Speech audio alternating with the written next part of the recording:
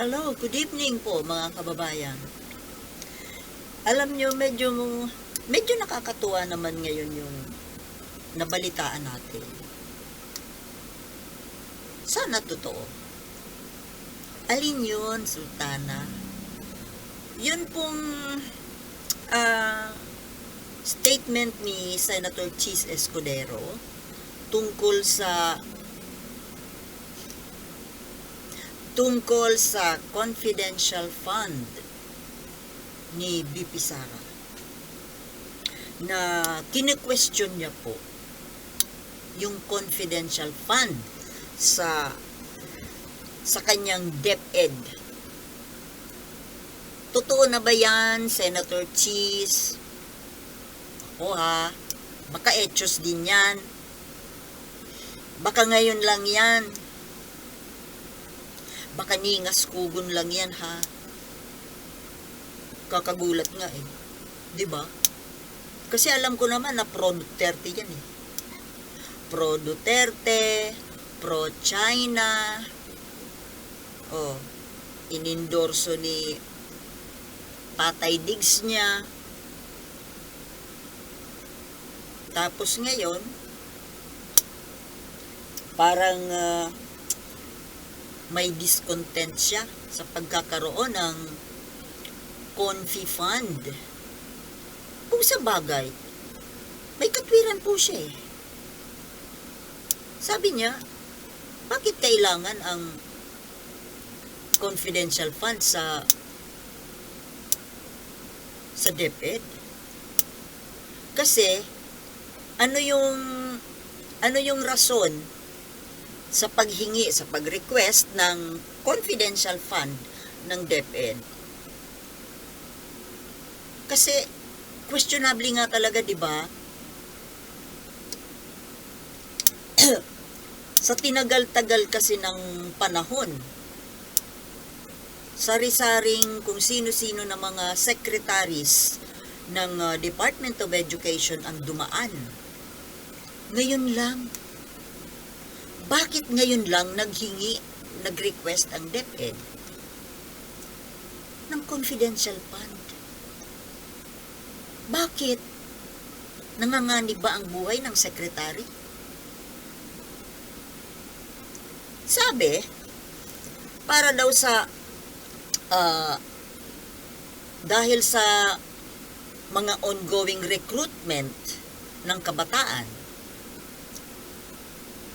to join the, makakaliwa, komunista. Pero, di ba, ang mga nire-recruit ng NPA ay mga college students. Actually, nung college ako sa Adamson University, I witnessed myself yung pangre-recruit. Yun sa classroom namin kasi noon, wala yung teacher. Wala yung teacher ng time na yon. So yung iba po, nag-uwian na. Walang teacher doon sa particular class na yon namin. So yung iba nag-uwian, yung iba nagstay, ako nagstay. Tapos, pag nakikita kasi ng mga estudyante na may isang bakanteng classroom, nagpapasukan yung mga estudyante para tumambay. So, ganon. So, yun nga, may mga nakatambay, and then may pumasok na mga 3 o 4 na estudyante rin. Tapos, ayun, naririnig ko yung pag-uusap na kinukumbinsi yung mga nandoon. Of course, hindi ko na matandaan yung exact na mga pag-uusap. Pero, na-sense ko na nire-recruit yung grupong nakatambay doon. Na, actually, nag-aaral sila nun eh. Gumagawa siguro ng assignment nila. Tapos yun iniistorbo. Pinagalitan ko, oy. Sabi ko, oy, ano yan? Nagre-recruit kayo, no? NPA kayo, no? Uy, nag-alisan sila yung nangre-recruit. Estudyante rin po doon. Oh, I don't know kung estudyante talaga. Naka-uniform din eh. Tsaka mga bata pa. Hindi nagkakalayo yung mga edad dun sa ng mga college students din. So, balik. So, ito nga po na pagpapahayag ni Senator Cheese, pagko-question niya tungkol dyan sa hinihingi na confidential fund na 150 million ng DepEd, at hindi lang yung DepEd ay kinwestiyon niya, pati yung sa Office of the Vice President, which is 500 million. Imagine that. Pero pumasa po yan sa lower house. Yun nga yung controversial na hearing, di ba? Na biglang pinutol ni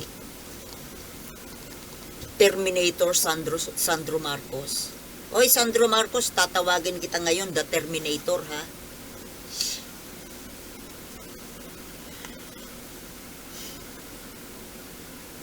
Bakit inapprove ng lower house? Bigla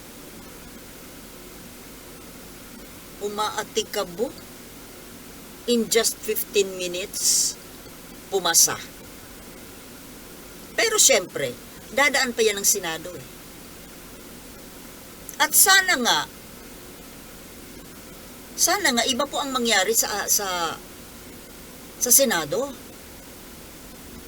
Sana ngayon, this time, itong mga senador, sana po magpakita naman kayo pakitang gilas naman kayo this time. Huwag naman puro grandstanding lang na pasikat. Sana ang mangyari dyan, ha?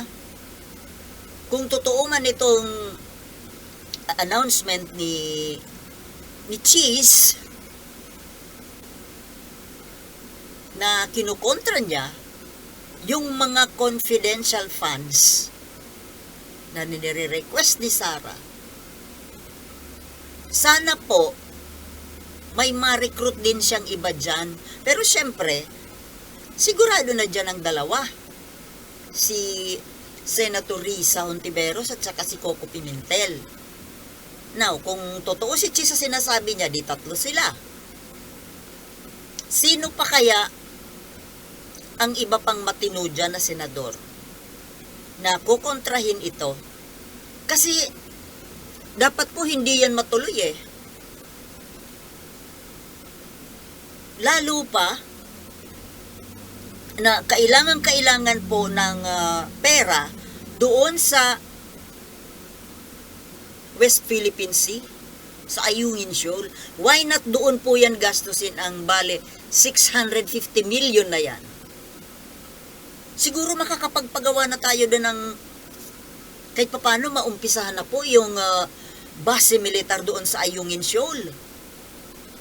Sana po mga senador this time, maging makabayan naman po tayo. Patumbahin nyo po dyan itong mga pro-China dyan, na mga anti-Pilipino na yan. Mahiya-hiya naman itong mga pro-China na ito. Pilipino kayo tapos ang interest ng China ang inaatupag ninyo. Mahiya-hiya kayo, oy. Pinapasahuran, pinapasweldo kayo ng taong bayan, kaya dapat lang pagsilbihan ninyo yung sarili ninyong bayan.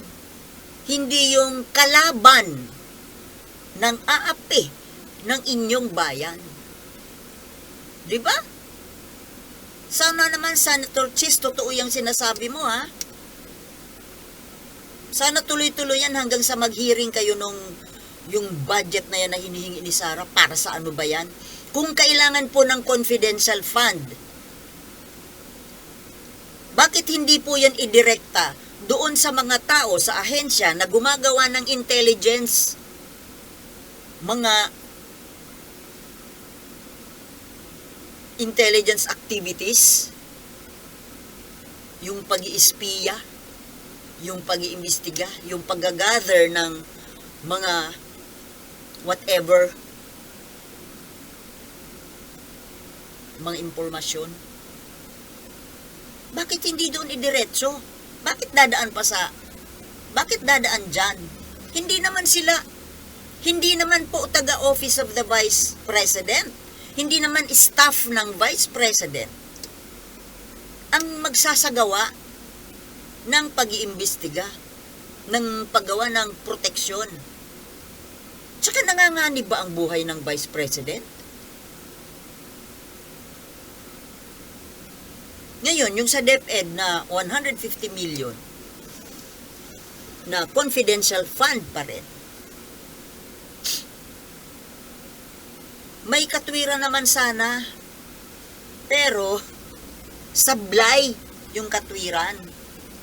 Kasi para daw doon sa mga pangre-recruit na ginagawa ng NPA para sumali doon sa pamumundok. Eh di ba yung cover ng Department of Education elementary at saka high school? Wala namang nagre-recruit aanhin naman ng mga NPA ang high school at elementary. Ha? Sablay po, Madam Secretary, Madam VP. Sablay ang inyong rason sa paghingi ng confidential at intelligence fund. Di ba? Napaghahalata. Para saan ba talaga? Nakadenggoy na nga kayo ng 125 million na ayaw ninyong pag-usapan. Ayaw ninyong suriin, busisiin ng mga gustong bumusisi. Napaghahalata. Nako, kung ganyan po ang magiging presidente natin, nakakatakot yan. Mahilig pa naman itong manuntok. Baka mamaya hindi lang pagtalikod doon sa kausap ang gagawin yan. Baka mambugbog na naman yan. Di ba? Doon sa mga tagapagtanggol ni Sara Duterte at mga ng Duterte Group, oy, mahiya-hiya kayo, oy. Yung vlogger dyan na nang gagalaite, mag-isip-isip ka nga, Manong.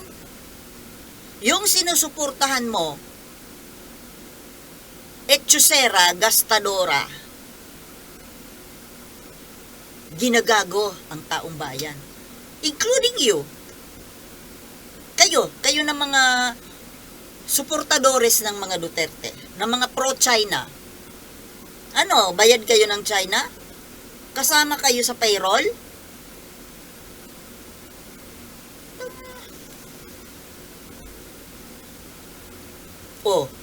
Balikan ko si Senator Cheese. Baka naman, Senator Cheese, mamaya baka mahilot ka. Baka naman kasi hindi ka kasama sa payroll ng China. Sana nga, may matiraman lang sana na matinutinong senador. Ang dami ng mga kabulastugang nangyayari dyan sa Senado, ng mga senador na mga siga, ng mga pro-China din. Sayang nga lang ang opposition dyan, dadalawa Ngayon natin kailangan ng opposition.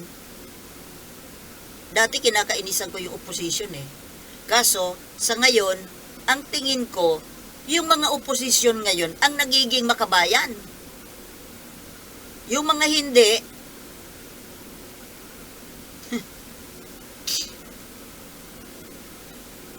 mag-isip-isip naman kayo. Huwag naman na puro pera. Puro pera lang ang nasa utak.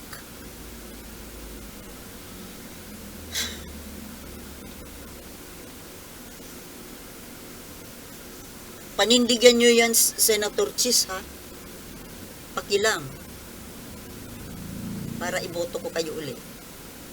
Binuto ko kayo noon Kasi akala ko makabayan kayo. Patunayan ninyo na makabayan kayo. Hindi yung... Diba sabi nyo, Senator Cheese, kailangan ng mga 100 million budget para magpagawa ng permanent outpost doon sa Ayungin Shoal.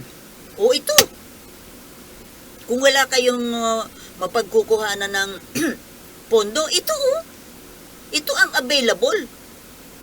At ang 100 million, hindi po yan ko kakakasya. Gagawa ka ng outpost sa gitna ng dagat, 100 million.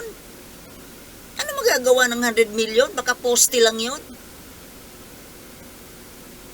Ubusin nyo na yung, wag nyo nang ipasayang intelligence fund, confidential fund ni Sara Duterte. Doon nyo yon gastusin. Mas mabuti pa. Protection sa ating teritoryo, hindi yung protection sa sa ewan. Nung tinanong nga siya ni Ed Silagman kung binibigyan niya yung ang gusto nagsasagawa ng intelligence, paniniktik, NBI at saka yung national security. Tapos, hindi naman pala niya binibigyan ng pera yung mga nagsasagawa nitong paniniktik. O saan napupunta yung intelligence fund? Inuutusan niya yung mga tao na maniktik, pero hindi binibigyan ng allowance, ng sahod. Well,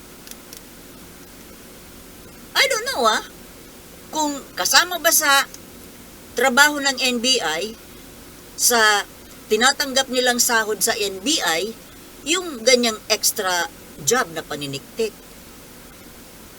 Pero 'di ba, sa kahit anong klaseng job, kailangan ng pondo. Kung hindi man sahod, dahil sumasahod na sila, yung pondo para doon sa mismo sa mga aktibidad na gagawin. Bakit hindi na lang yung pondong yan kung talagang magpapatiktik kayo? Hindi yan idiretso sa ahensya na nagsasagawa ng paniniktik. Anong ginagawa ng pondo ng para sa NTF-ELCAC? Di ba may pondo yun? Para yun sa NPA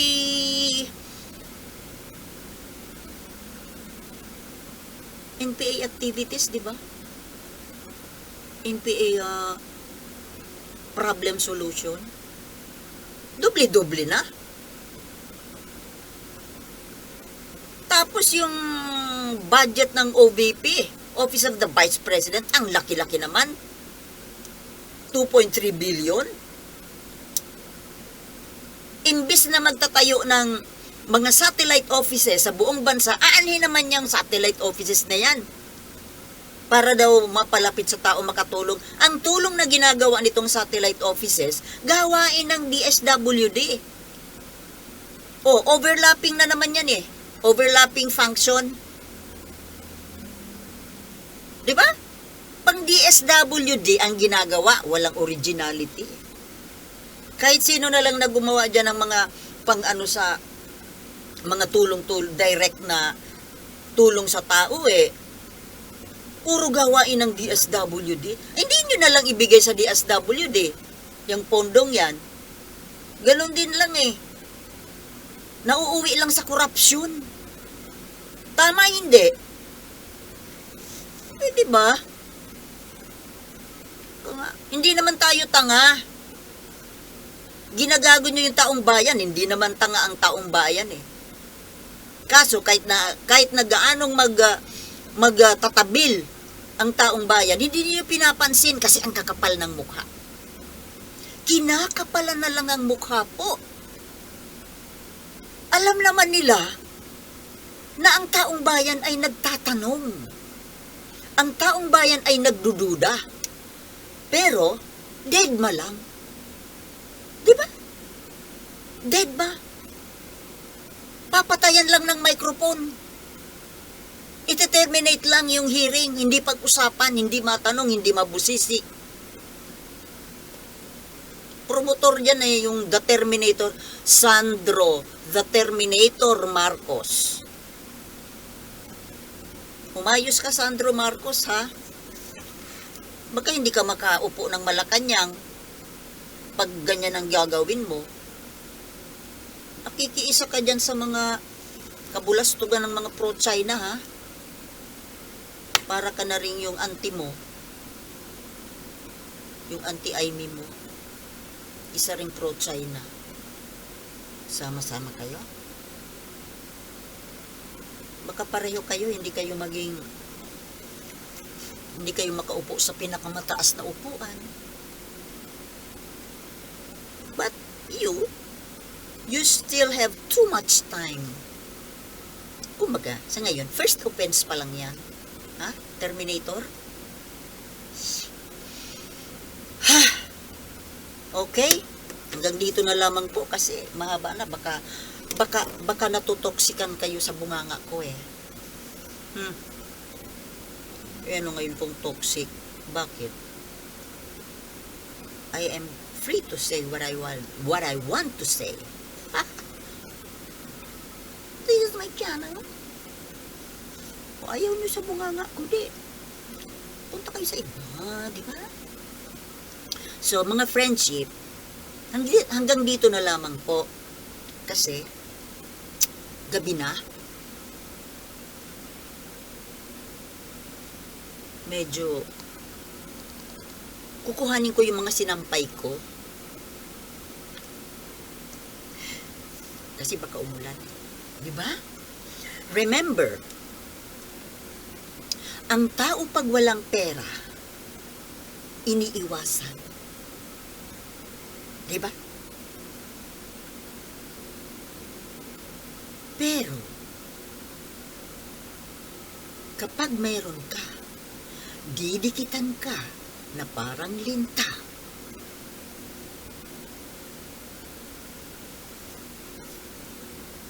Word for the day. Anecdote for the day. Sige po. Maraming salamat sa panonood at see you again.